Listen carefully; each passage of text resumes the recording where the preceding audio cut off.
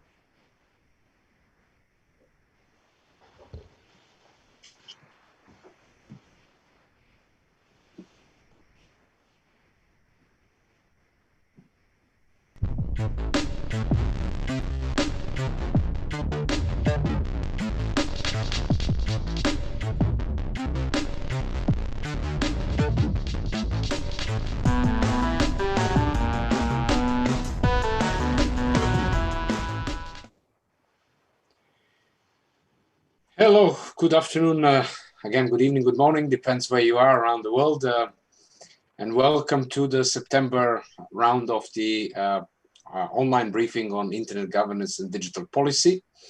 For all of you that might be the newcomers to the briefing, a quick reminder of the outline and the goals. We'll firstly run through main events, developments in events that took place in September related to some of the digital policy issues. We'll then run through what we call a barometer to try to feel the pressure of different issues, internet governance issues around. And this time we'll mix it with the lead trends, the lead 3 trends that we have chosen of the month. We'll look into what's coming in October afterwards.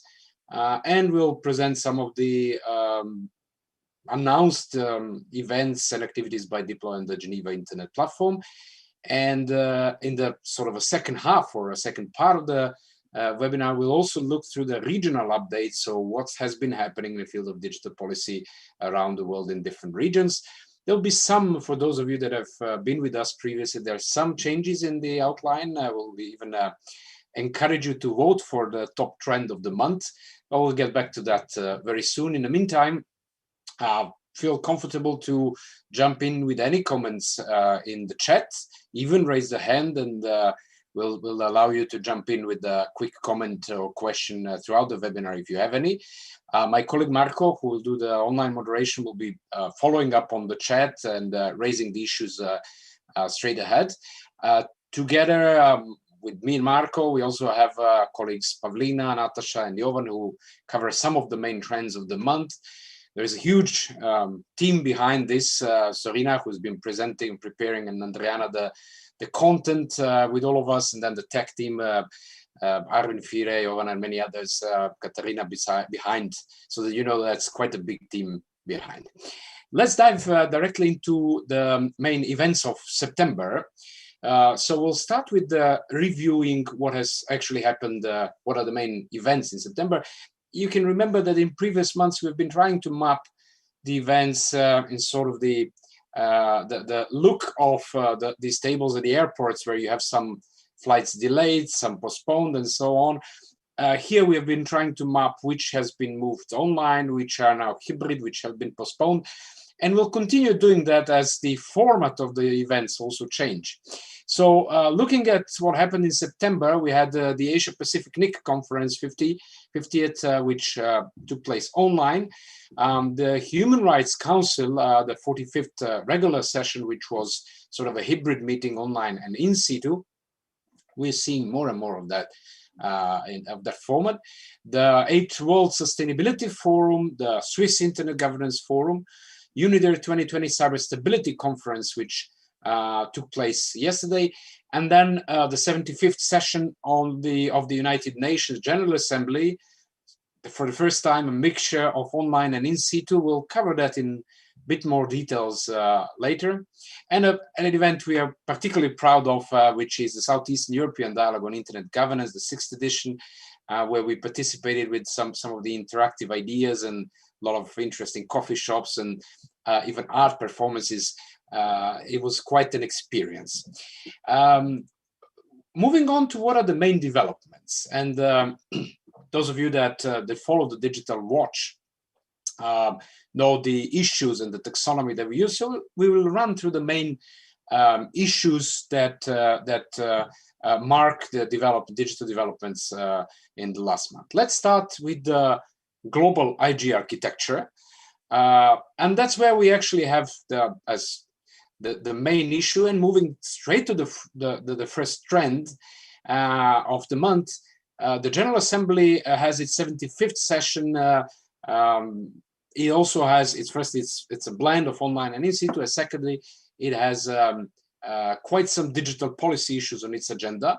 And there I pass the floor to my colleague Natasha Peručica, who will present us a little bit of what has been there from the start, from the speeches, and what is the general context. Natasha, the screen is yours. Thank you, Vlada. Good afternoon to everyone. And since I know that my colleagues have a lot to cover today, I will get right to the substance, which is the UNGA.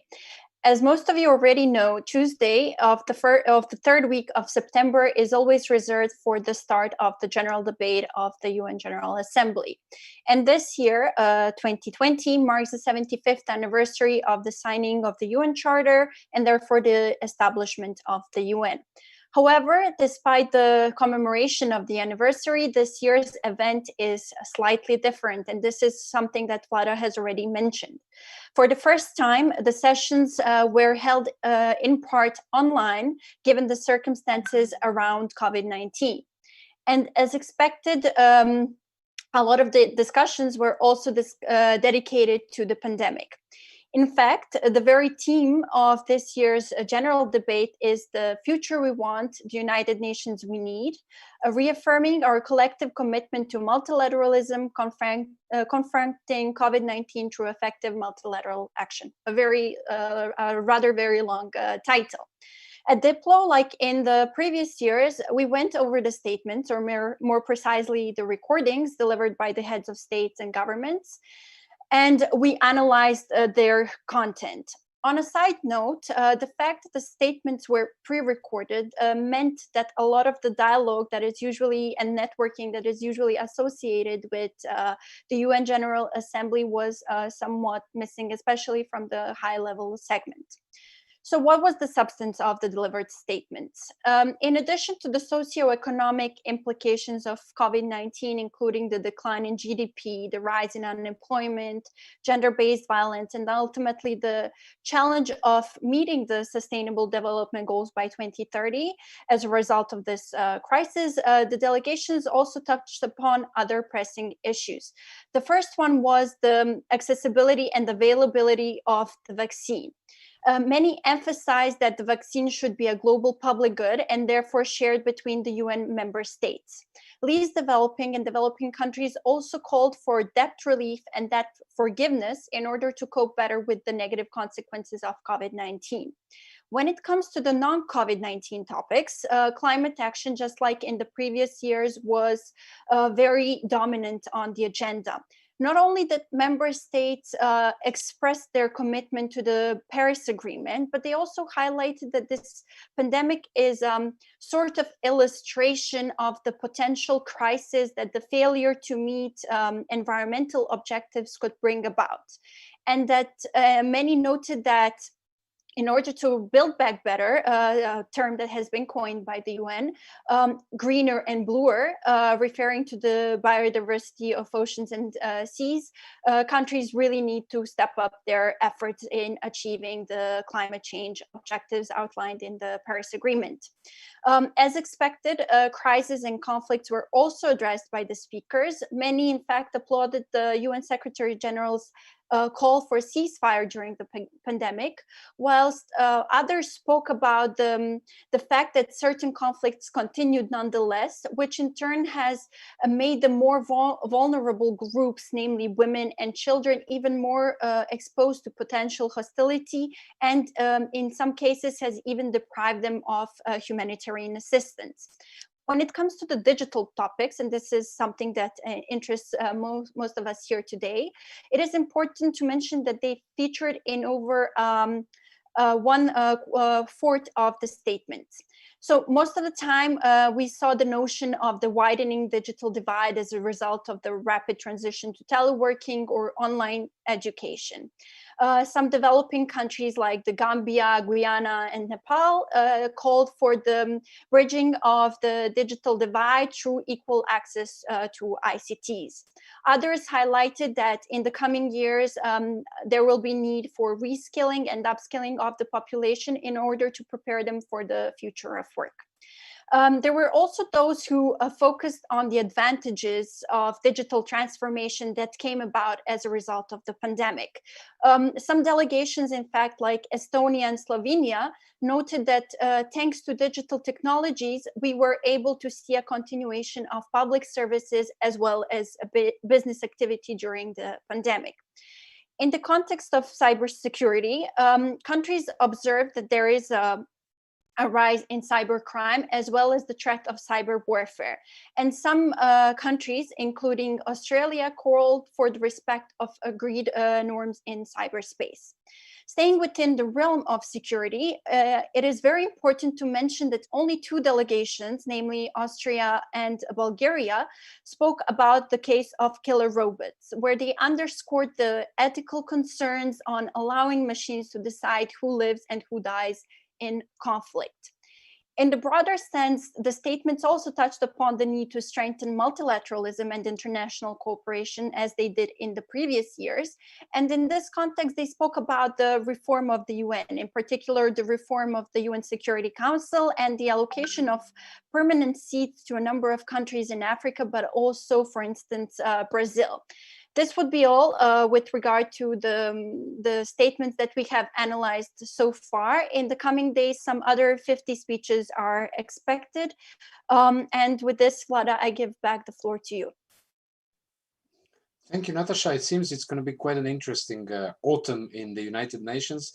I wonder, since we have Jovan, who has been basically leading the high-level panel discussions on digital cooperation. Jovan, if you have any reflection on the high-level panel follow-ups and the digital portfolio within the GA. Sure, the roadmap is now active. Basically, roadmap of the UN Secretary General is now the main document. There is also options paper by UAE and Germany. And we can expect that the UN Secretary General will basically make his decision or indicate in what direction the future governance structure will be developing. The prevailing concept is of IGF plus with some combination of the other 2 models. Therefore, we can expect more on that line, and definitely more on the question of data interplay between data and security. There will be also World Data Forum online in October. Therefore, that would be, I would say, the most that we can expect. There is also push to have cybersecurity more prominent in the agenda of UN General Assembly. There is a petition by a few hundred people and organizations to give more prominence cybersecurity. This is more or less a mapping, but we can expect more in this busy autumn, especially from the UN Secretary General and his office. Thank you, Ivan. And if I'm not wrong, the UN is expected to appoint the tech envoy also at some point soon. So not in the next few months. I expect it in the spring 2021. This is at least what was hinted in a few documents, but it should be next year. Excellent. We will be following on the UN GA and generally UN developments on digital as we do within the observatory, the Digital Watch. So feel free to switch to Digital Watch later and look through the reports and all of that. And if you do have any questions or comments at this point, just use the chat and we'll feed into discussions. Let's move on to the second issue, basically on our mapping of what has happened in September. And the second issue is sustainable development. So Natasha has already mentioned some development aspects within the UNGA, but there are other developments in the field. For instance, the International Telecommunication Union estimated that a total of US or 430 billion US is needed to connect the remaining 3 billion people to the internet by 2030. They're mainly focused on achieving universal affordable broadband connectivity for people aged 10 and above by the end of this decade. At the same time, the UN Broadband Commission for Digital Development released the report, which is called The State of Broadband 2020, tackling digital inequalities, a decade for action, which calls upon world leaders and heads of industry to basically put a focus on universal broadband connectivity when it comes to their plans for global recovery and sustainable development efforts. Moving on to security, we have already heard a little bit about, again, what's on the agenda of the United Nations. Probably starting with some sort of a bad news is that we've heard a case of a patient who died in Germany after being transported from a hospital where she was supposed to have a treatment to another one because the first hospital was under the cyber attack. I think it was ransomware. Whether this was the direct or indirect consequence of her death, it doesn't really matter. This has in a way featured quite prominently in the news because it is, at least as we know, the first recorded case of a death from, certainly not the only, but the first publicly recorded from the cyber attack or indirectly. But moving on to I don't know if we can call it more optimistic, but at least the initiatives by the states to make cyberspace more secure. We have seen the Russian president who has invited the US to restore cooperation on international information security, as they call it. Basically, Russian President Vladimir Putin has issued a statement, which is quite short and quite up to the point, inviting the US to resume the dialogue, which has been ended blocked a couple of years ago, basically maintaining communication channels, including through the computer emergency response teams, but also some of the nuclear time mechanisms, such as nuclear reduction centers. And Putin has invited the US also to guarantee non-intervention in internal affairs, including when it comes to the elections, not least in context of ICT threats. It was interesting to observe that he also suggested some of the more concrete options for bilateral agreement, but there was a bit where he also invited the global community to agree on some sort of a global agreement on no first strike with the use of ICT against each other, which resembles a little bit this nuclear era, but there are a lot of unclear fields there. What does it mean, the strike and the armed attack and so on? The second important update there is that China launched the Global Initiative on Data Security, where they mainly called on other states and other actors to maintain the global ICT supply chain, probably in response to this sort of technological tensions between the US and China, handle national security in evidence-based manner, avoid attacking critical infrastructure, avoid mass surveillance against other states, and so on, but also invited the ICT products and service providers to refrain from introducing backdoors, sort of pushing the users into dependence on their products, and so on. And then we move to e-commerce, but I think there are a couple of, let me see, there was some comment, if I'm not wrong, from the chat. Marco, if there is anything, you can just jump in and switch on the mic if I miss to see you, and just read the question. Moving on to e-commerce and generally internet economy, we have the European Commission, which is set to appeal the General Court's judgment on an Apple state aid case.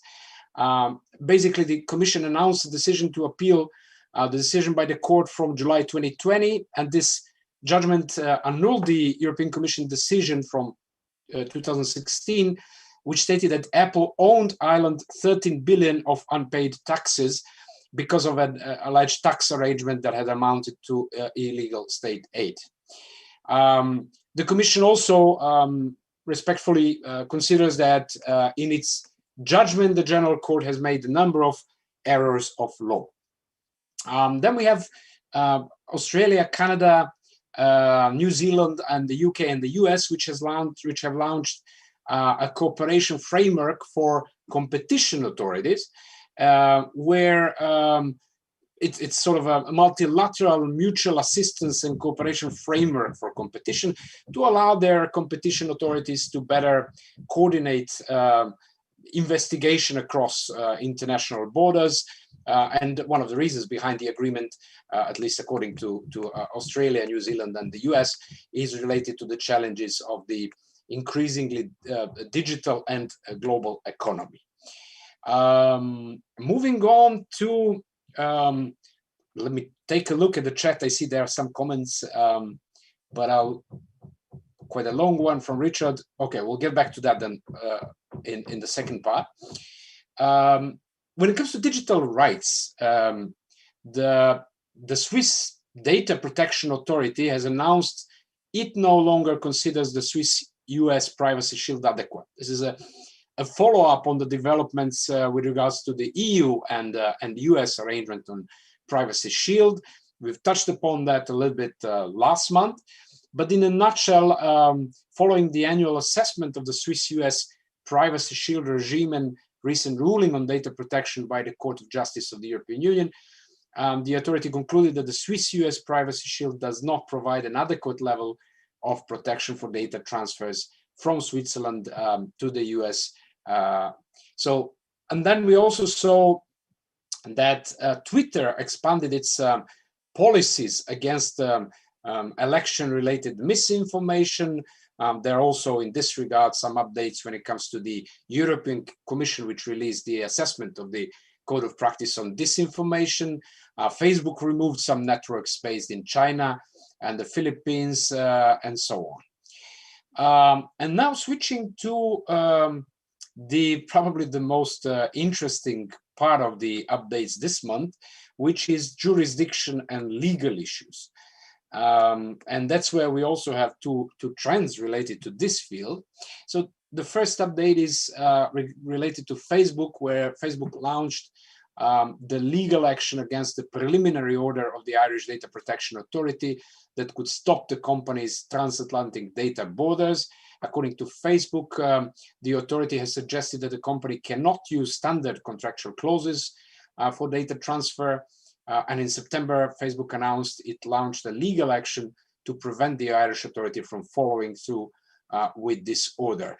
The company has also stated that an enforcement of the ban would leave it unable to operate in Europe, and we've heard even some possibilities of leaving Europe as a market. Just today, I've heard from one of the Facebook officials that that's not going to happen, so we'll see what happens.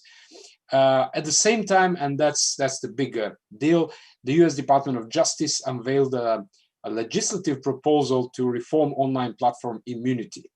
And here I want us to dive more into, because we saw this as sort of this platform liability and the changes when it comes to platform liability as an interesting trend of the month. I pass the screen to Pavlina to lead us a little bit more in depth, particularly US and EU environment. Pavlina. Thank you, Vlada, and good morning, everyone. So I will look now shortly into the liability of intermediaries in the EU and in the US, the two major players dealing with updating their legislation, which is now 20 years old. So the EU is in the process of drafting the Digital Service Act package. And on the US side, the Section 230 of the Communication Decency Act is under review. So looking at the European Union first, the draft of the Digital Services Act aims to update the e-commerce directive from the year 2000. It is the most significant intervention in the digital market since then. And the aim is to propose new rules and, as a part of it, changes to liability protection of hosting service providers. So the European Commission unveiled these plans in July 2019, and now on the 8th September, it concluded a wide-ranging public consultation to evaluate what changes are actually needed. So the Commission looked into issues of keeping users online safe, reviewing the liability regime with regard to digital services, issues associated with the gatekeeper role of digital platforms, and transparency issues. It has received very many comments of wide range of stakeholders, such as companies, Google, Facebook, and Mozilla, civil society, such as Electronic Frontier Foundation or Amnesty International. Those dealt mostly with the freedom of expression and human rights impacts, and the tech community through the Internet Society and by the Developer Alliance. Of specific note is a letter from the UN High Commissioner for Human Rights, Michelle Bachelet, who usually do not chime in on legislation, saying that EU Digital Services Act is very important in strengthening human rights online, stating that it needs to establish rules and processes for inclusive participation, requiring transparency, how platforms function, a limited takedown requirements for content which is strictly illegal, and enhancing redress possibilities for users. So currently, the draft of the Digital Services Act is in the committees, and the final draft should be presented at the end of 2020. With regards to the US side, the debate on liability of online service providers is alive and well as well. And currently, the liability is regulated in Section 230 of Communication Decency Act from 1996. It gives online service providers protection from claims related to content posted by third parties. It also allows for removal of reasonably objectionable content. And the US Department of Justice has been looking into updating Section 230 for quite a while, starting in 2019, then again in February 2020. And then in May 2020, the US President Donald Trump issued an executive order asking for a review of Section 230, specifically in relation to legal protection of online platforms from being responsible for the content they host, and on the other side, allowing them to engage in good faith blocking of harmful content. So the order, which suggests that tech giants are politically biased, called for the legislation to be clarified. Early September, the Internet Association, representing tech companies such as Amazon, Facebook, and Google, asked the FCC to reject this request and change the ability of platforms to remove objectionable content. They didn't want any changes. So the Department of Justice has last week unveiled the proposed change of the Section 230 with the main aim to limit the ability of online intermediaries to evaluate and remove objectionable content. So according to Department of Justice, the courts have interpreted this regulation too broadly. The internet platforms used the current regulation to escape liability, even when they knew the services were being used for criminal activity. And the internet platforms used immunity to evade laws and regulation applicable to their competitors of brick and mortar. Just to round it up, the proposal of Department of Justice is not the only effort to change the Section 230. It is also subject to many legislative proposals, but these also echo the changes the Department of Justice is suggesting. So as far as the next developments, the representatives of Google, Facebook, and Amazon were subpoenaed to give statements on the changes to Section 230. And we will see what comes out of it, but both in EU and in the US, this is a place to watch, as it is in, for example, in Brazil, with regards to draft of disinformation bill, in India, intermediary guidelines, and other countries as well. So it's a global debate now. Thank you, Vlada. Thank you, Pavlina. I think this will definitely continue to be the trend. One reaction that I've heard from Facebook this morning was that there is difference between the legal or illegal content and legal content which is harmful. And that second category is actually something which is very problematic for them, at least that's their perspective, that they are not well fine-tuned with how to define it. Yet what you are saying is that there are a lot of remarks about even the illegal activities that they are not handling the right way. Any comment on that, Pavlina? Yes, that is one of the main difference between the US and EU approach, is actually handling the content which is in this gray zone where it's not clearly illegal, but it does have impact within the content, for example, or it could be defamatory. The US approach is to leave the platforms the right to decide whether to take down a certain content of this kind.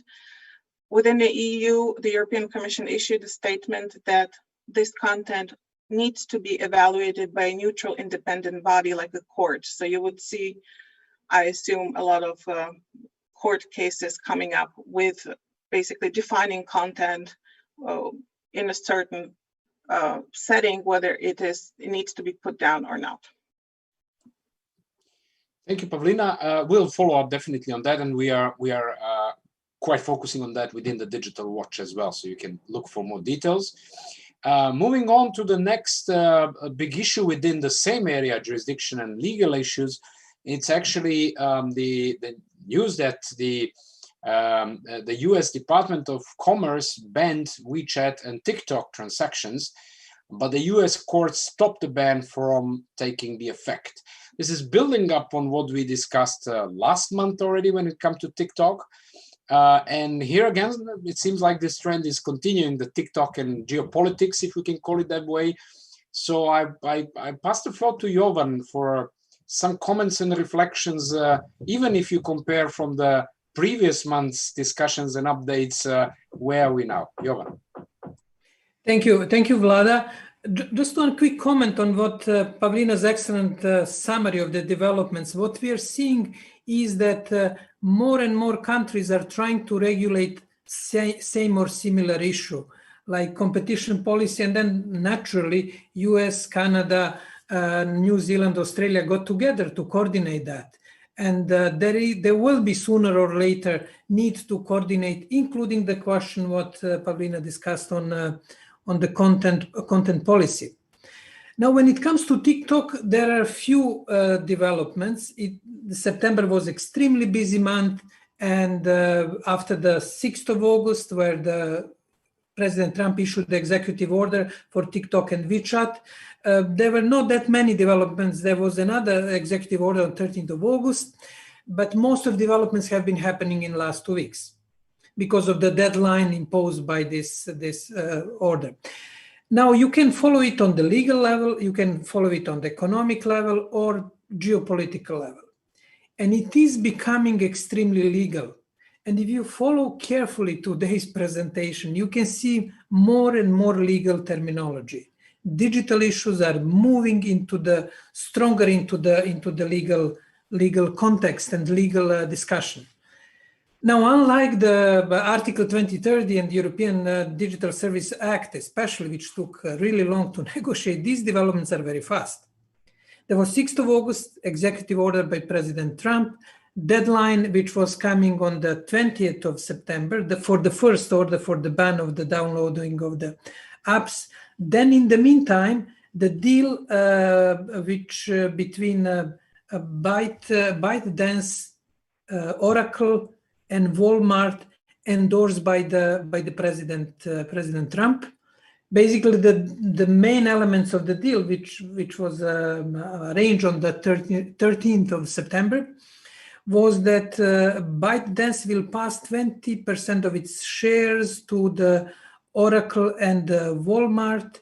ByteDance will preserve its algorithms and its core engine, and the data of US citizens should be hosted on the servers provided by Oracle.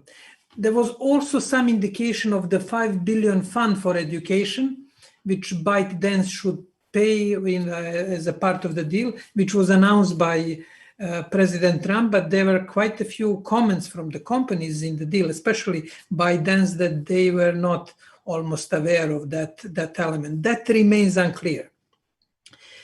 On the 20th of September, just day before, there were a few injunctions by federal judges, first in California. There was another injunction yesterday on a Sunday for the deadline to basically ban downloading of the TikTok and WeChat application new ones. And currently, in this timeline, we have more or less TikTok and WeChat will continue to operate as before. Next important deadline imposed by the executive order is 12th of November. And on that point, there is a possibility that TikTok and WeChat may be banned from the complete use in the United States, not only downloading of the new versions. As you can see, there are many legal details, involvement of the court, federal courts, executive order, Department of Commerce, and it's really become a complex legal issue.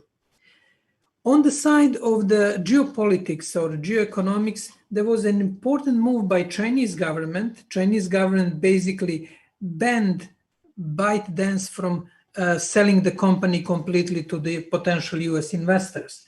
And that was an interesting move.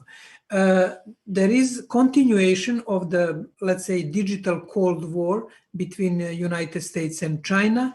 For time being, till 12th of November, we'll have some sort of truce, and we'll see how it will work both internally within the United States and externally. On digital geopolitics, there is another important development.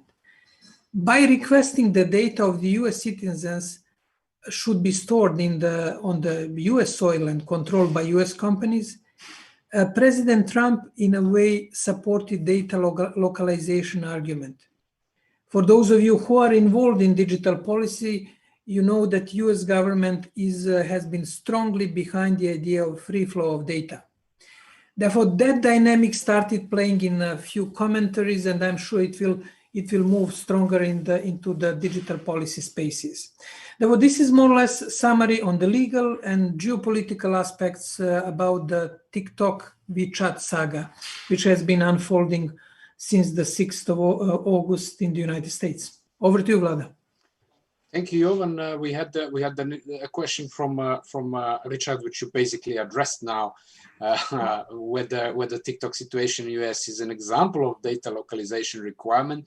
And we have seen, and that's quite interesting, within this global initiative on data security by China, one of the requests or pleas is the data localization or data sovereignty. And we have seen within the address of the President of the European Commission as well, using the terminology of digital sovereignty, data sovereignty. So there are trends which are quite different from what we have seen even a year ago, I think.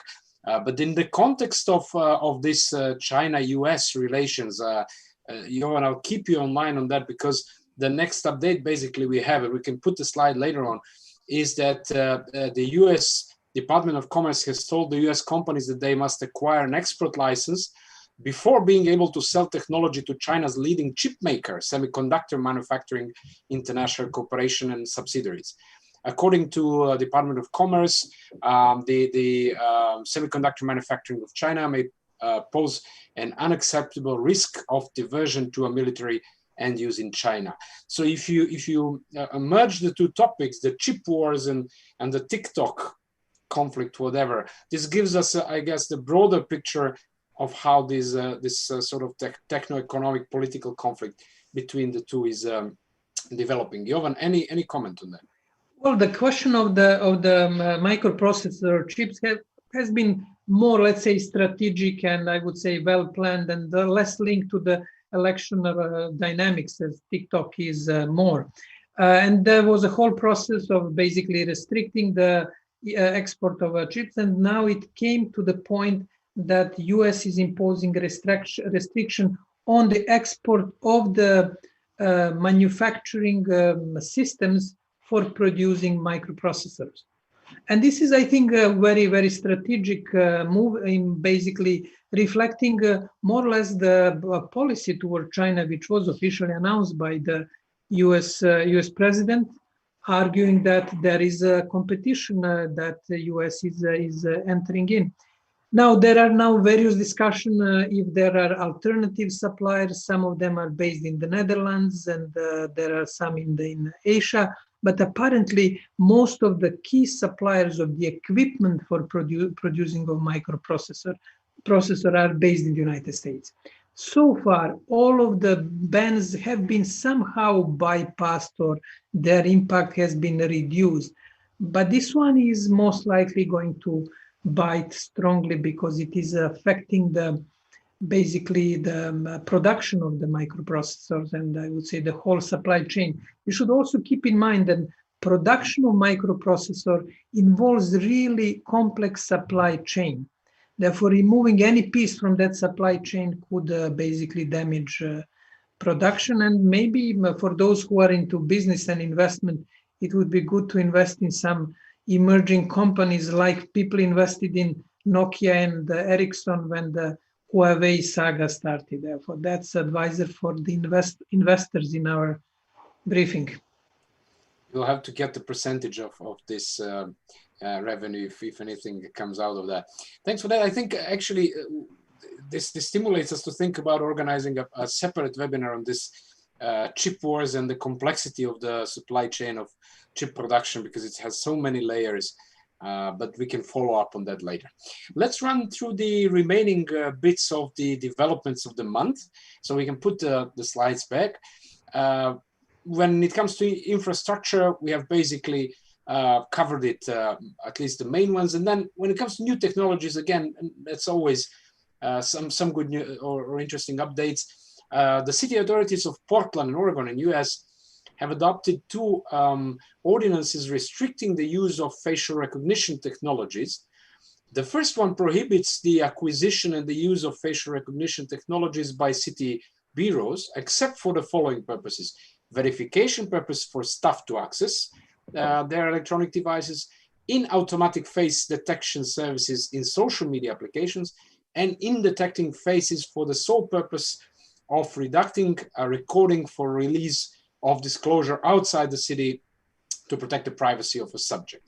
The second ordinance prohibits private entities from using the technology in places of public accommodation in the city. So we're seeing fine-tuning of decisions when it comes to facial recognition. And the European Parliament Special Committee on Artificial Intelligence started working. The European Parliament Special Committee on AI in the Digital Age, or IDA as abbreviated, held its constitutive meeting on 23rd September and elected its chairs and vice chairs, and established through a decision of a parliament from June 2020. Basically, we've also seen in the address of the State of the Union that the EU will most likely come up with the legislation on AI and putting the humans in the center of these decisions. But we'll follow up on that as it goes. Moving on to something, I can keep the slide, but moving on to something before we look into what's coming in October, something that we introduced this time for the first time, and it is actually asking you to vote for your favorite trend of the month. So we will put the poll on, and I kindly ask you to pick one of the 8 options that we have on the poll. And let's see what is your biggest impression or biggest trend of the month for September. So we'll go on with covering what's coming in October, and in the meantime, you can do the vote, and let's see what comes out of the vote. In the meantime, let's look at what are the events coming in October. So moving on to the events in October, we have, I guess we can move the slide as well. We have the Asia Pacific IGF, which is running online. There were quite some interesting discussions over there. Then the Forum on Internet Freedom in Africa, a mix, a hybrid meeting online and in situ. We'll have the open-ended working group on cybersecurity, basically running in the its second informal consultations. They're trying to come up to some sort of the output papers by the end of the year, so that they could finish, hopefully, with an output paper somewhere in March. That's the current plan, and submitted within the mandate to this session of the United Nations General Assembly. We have the World Trade Organization Public Forum, which has been cancelled. The AI Summit 2020 moved online. The World Summit Artificial Intelligence online. Icon 69, there was a change in the dates. So basically, unlike what we show here, we have the community days from 13th to 15th of October, and then the plenary week from 19th to 22nd of October. That's the update when it comes to Icon. The UN World Data Forum, International Congress for Governance on AI, which is postponed to 2021, as well as the AI Intelligent Politics postponed to 2021. So we still have some conferences which are not turning online. If you do have any sort of a suggestion for the events that you want us to map in the Digital Watch, please post it in the chat, and we'll try to follow up and add to our map of events in October, so that we have as comprehensive map as possible. Looking at your results, I guess we can end the polls and looking at your results. So the digital as a question on the UN agenda seems to be the lead trend, followed by, let me see, the US-China digital tensions on TikTok and WeChat. And then the third place is sort of split between the content regulation, the digital sovereignty, and the tech companies taking measures against election security. Of course, we've been favorizing the three trends out of those. I hope that hasn't impacted much on your decision, but it's interesting to see what concerns you as well. Okay, moving on to the updates from GIP and Diplo, and you will see that there is a sort of a crowded schedule. This is unlike what we used to have in the previous months. And I'll pass the floor to Johan to explain why the schedule for the next month is so crowded and why we can expect so many things from the GIP and Diplo. Johan. Well, definitely, Vlada, to make you busy. I know that there are complaints of too many events. But on more serious note, first, we had the very major developments during the last few months in the field of online meetings, in the field of artificial intelligence and data management. Therefore, we are now presenting them. There is an interesting development, which is the generator, AI-driven generator of speeches. And since many of you, I'm sure, following GPT-3 as the latest development, we're a bit critical about GPT-3 because it doesn't show the whole story about the quality of produced materials. Our experience by using, among other things, GPT-2, not 3, and other tools is that there are serious limitations. Therefore, what we have been trying to push for is augmented reality. Therefore, this is one important development. The other is about the future of meetings. We are launching soon here in Geneva the sort of immersion lab, where you will be able to experiment with different type of hybrid meetings, combining online and physical events.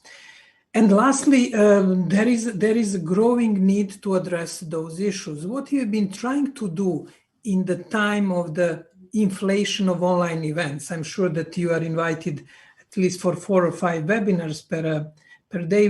We are trying now to move to the, let's say, higher quality webinars. Therefore, there will be new techniques when it comes to immersion. There is also research on the way how long we can keep our attention when it comes to webinars.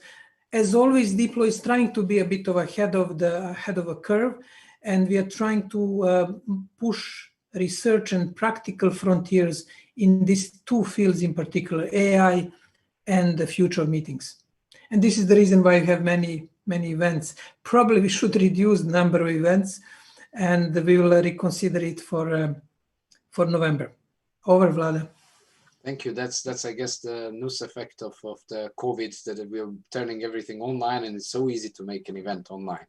But of course, you can follow on most of that through the social media as well, and the channels of Diplo. There are a lot of interesting bits. I'll underline what concerns me is the next Internet Governance briefing, the monthly briefing in October, which is on 27th of October, with a note, important note, that we are shifting the time. So it will be 13 UTC, which at that time, 27th of October, will be 14th Central Eastern Time, because of the change from the summer to winter time still.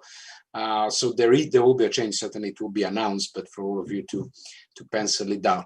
Before we move to the regional developments, and there are quite some interesting regional developments, I saw that there is a comment in the chat that Pavlina was reflecting on by Filipa.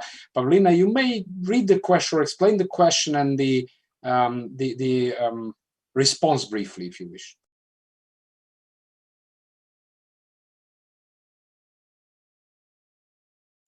I was trying to find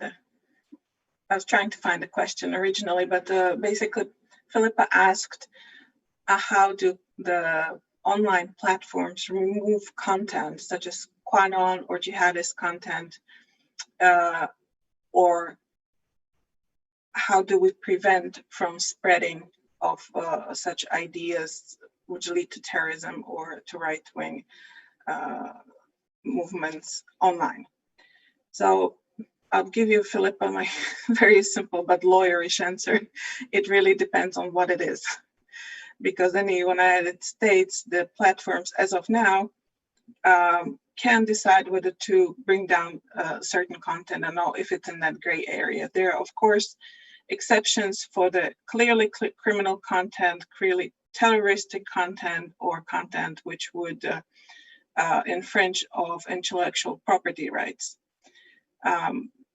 That is one of the reasons why there are calls on both sides, both Republican and Democratic, to change the Section 230 and to clarify how the platforms are dealing with the content, which is in this gray area or by itself is not qualified as illegal.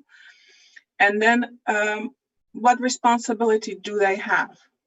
As I mentioned earlier, the main difference between the EU and US regulations is that in the US, it is really left up to the platforms and self-regulation to decide which content stays up. Whether in the EU, the trend is for the courts to decide whether the content needs to go down or not. So I hope that answers the question, Philippa. Thanks. It's definitely not an easy one. Definitely, it's. I mean, all of these subtopics are very deep and complex. So, but thanks for trying to put it simply. Okay, and Barry had a comment about ICANN 69. Thank you, Barry, for sharing that. That there is a pre-week as well. Moving on to regional developments, and a couple of. We'll first have Wanda Perez with the updates from the Caribbean region.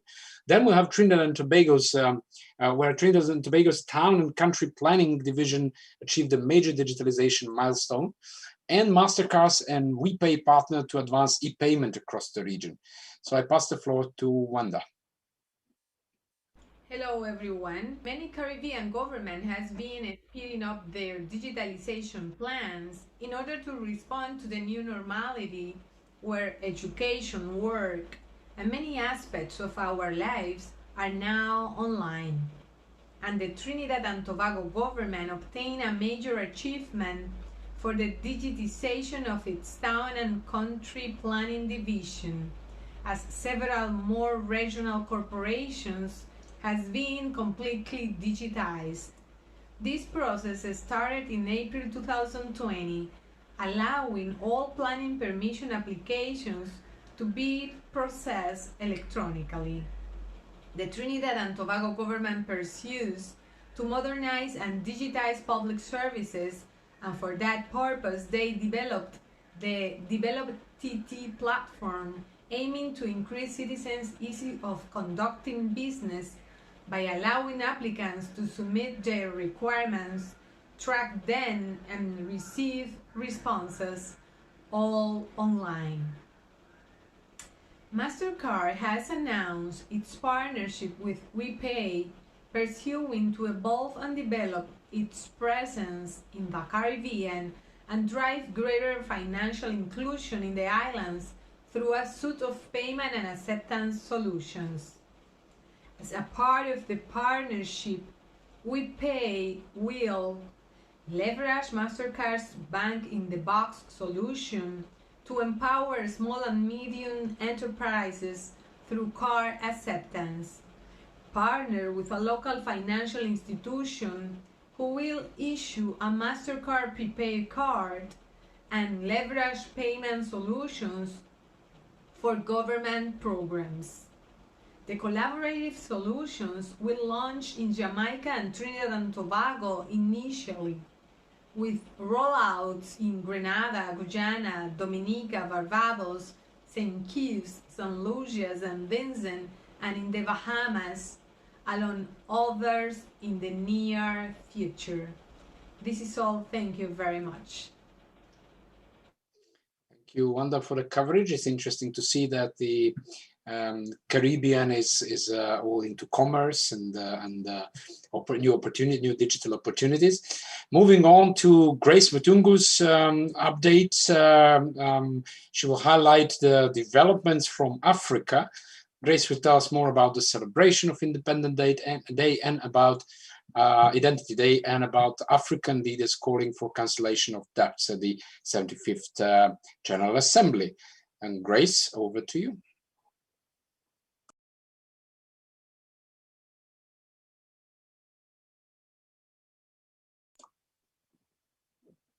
Waiting to have Grace on. Welcome to Updates from Africa, September 2020. This month, on the 16th of September, 16/9, a lot of African countries celebrated Identity Day. Now, this date was picked to coincide with Sustainable Development Goal 16.9 that aspires for legal identity for all by the year 2030. And so a lot of countries held commemorations from Niger, Senegal, Somalia, the Gambia, Lesotho, Central African Republic, and at the same time Nigeria announced that from now on the 16th of September will be an official Identity Day, while Kenya announced that it will be undertaking a second phase of its digital identity program. Still related to sustainable development, during the 75th session of the UN General Assembly, a lot of African heads of states and government called for cancellation of debt or cancellation of interest on African debt, in order for African countries to achieve sustainable development. Some of the leaders cited issues like financial inclusion of women, saying that this will not be possible if the countries still have to be paying debt. They also cited the COVID-19 pandemic that has made it really difficult for the countries to achieve their sustainable development goals, while others even went as far ahead to cite the Addis Ababa Action Plan as well as the Africa Continental Free Trade Agreement, citing this as more sustainable ways to achieve sustainable development. Thank you, Grace. So SDGs are in the focus of the African updates. Interesting to observe the efforts on digital identity. It sort of overlaps as an idea with the EU intentions to establish European e-identity. Moving on to Hanan Boujemi with updates from the Middle East and North Africa.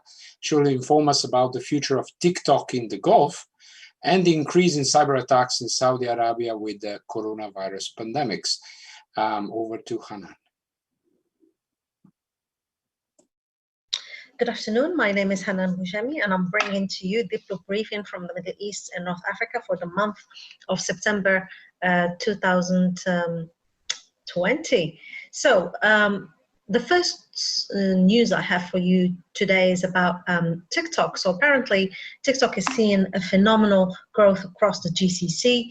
The app is ranking among the first in terms of downloads, both in iOS and Android store despite the controversy that is happening at the moment with the United States and elsewhere. So the latest figures show that the company is being used by the influencers from the MENA region and the GCC countries, with the numbers of content creators from Saudi Arabia and UAE topping the platform at the moment. Now, the Anavitio, it's a consultancy firm leading statistics in the region, stated that TikTok global problems have not yet had an impact on its users in the region, but they're warning brands and the relevant stakeholders to be prudent when it comes to the uptake of this tool because of the legal and regulatory issues TikTok is facing at the moment. On another news, it's cybersecurity related. Across the Middle East and globally, lockdowns have led to an overnight surge in remote working, which triggered also security concerns. The Memcast is a UK-based consultancy threat center, witnessed a historic uptick in cyber attacks in the Middle East. In terms of using malware, it increased by 22% and spam messages by 36%.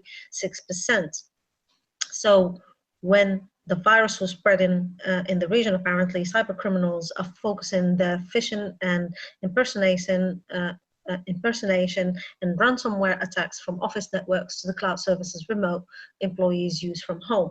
As Saudi Arabian firms scramble to tackle cyber risks and secure work from home conditions during the lockdown, cybersecurity spending is soaring, and more companies and public sector divisions are investing in their systems security. That's all from me this month. I'll see you soon. Thank you. Thank you, Hanan. So a little bit of a different focus in Middle East, obviously more on security and aspects. And at the end, we'll hear from Amrita Chaudhary with updates from Asia, and specifically on Asia Pacific NIC conference being held virtually, the China's global initiative on data security that we mentioned briefly previously, and TikTok, again, Safety Advisory Council for Asia Pacific. Over to Amrita. Hello and welcome to the regional update from Asia.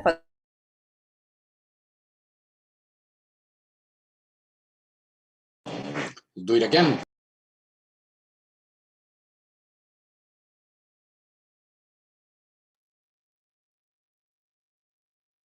Hello and welcome to the regional update from Asia for the month of September. This month, Asia Pacific Network Information Center, or APNIC, organized their first virtual conference, APNIC 50, between 8 to 10 September. The three-day meeting had around 22 sessions, including 5 technical sessions, an IPv6 deployment session, 2 security sessions, lightning talks, and even next-generation career bird of feather session. 85 speakers spoke in the conference, and the meeting was attended by 473 registered attendees from 48 economies and viewed by 659 people in YouTube. Amidst growing geopolitics between China and the US, this month China launched a global initiative on data security, calling other nations to put equal emphasis on development and security while adopting a balanced approach to technological progress, economic development, protection of national security, and public interests. China further asked nations to foster an open, fair, and non-discriminatory business environment, enhance dialogue and cooperation to ensure secure and peaceful cyberspace, handle data security in a comprehensive, objective, and evidence-based manner, while maintaining an open, secure, and stable supply chain of global ICT products and services.